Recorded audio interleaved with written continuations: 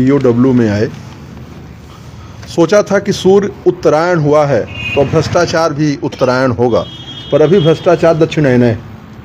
जैसा भ्रष्टाचार चल रहा था उसी तरह की भ्रष्टाचार अभी भी चल ही रहा है। कब रुकेगा भगवान जाने। कहने को डबल इंजन ट्रिपल इंजन की सरकार है, पर ये डबल और ट्रिपल इंजन टाइप का भ्रष्टाचार है। दो साढ़ू भाई हैं, दो साढ़ू भाई समझते होंगे। वहाँ एक कलेक्टर था चंद्रशेखर शुक्ला और एक ज्वाइंट कलेक्टर था राजेश शुक्ला। राजेश शुक्ला पूरे प्रदेश और देश में अलग कानून है कि भू अर्जन अधिकारी हमेशा एडीएम रैंक का व्यक्ति बनता है, पर चंद्रशेखर शुक्ला का वो साढ़ू भाई था तो उन्होंने उसको भू अर्जन अधिकारी बनाया था। अब भू अर्जन अधिकारी बना करके दोनों ने साठ गांठ करके, अब आप सिर्फ इतना सोचना कि एक बंधा परियोजना थी सिंगरौली में, उस बंधा परियोजना आदित्य बिरला ग्रुप को किसानों का मुआवजा बांटना था 1300 करोड़। हम नहीं कह रहे, कागज कहते हैं 1300 करोड़ रुपए मुआवजा बांटना था। मुआवजा बांटा कितना इन दोनों ने मिलकर 400 करोड़ और 900 करोड़ का किया सेटलमेंट।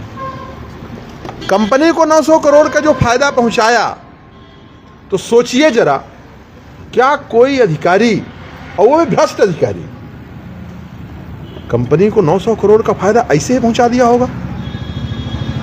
ऐसे तो ना पहुंचाया होगा। उस 900 करोड़ में बाकायदा इनकी डीलिंग हुई होगी कि तुम्हारा इतना बचा रहे और हमारा इतना चाहिए।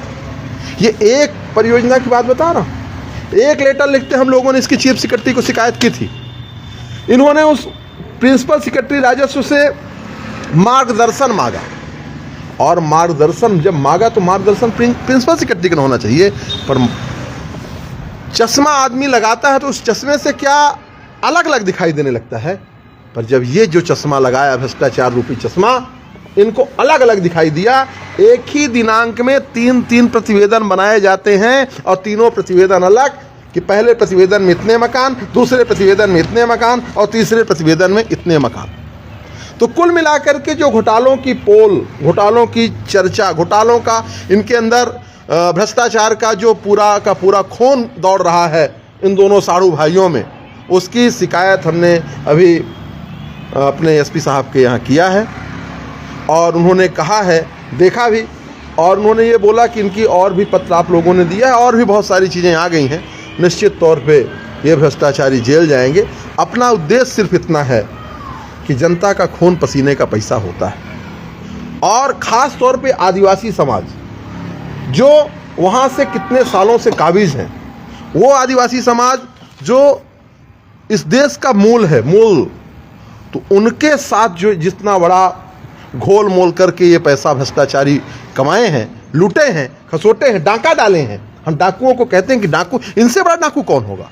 तो इसकी शिकायत हम लोगों ने यहाँ पे किया है, और एसपी लोकायुक्त ईओडब्ल्यू जो अपने हैं, इनसे उम्मीद है कि इसमें कार्रवाई होगी, इनके खिलाफ एफआईआर होगी और ये जेल जाएंगे। शिवरांश, हम में है दम सच्चाई को सामने लाने का।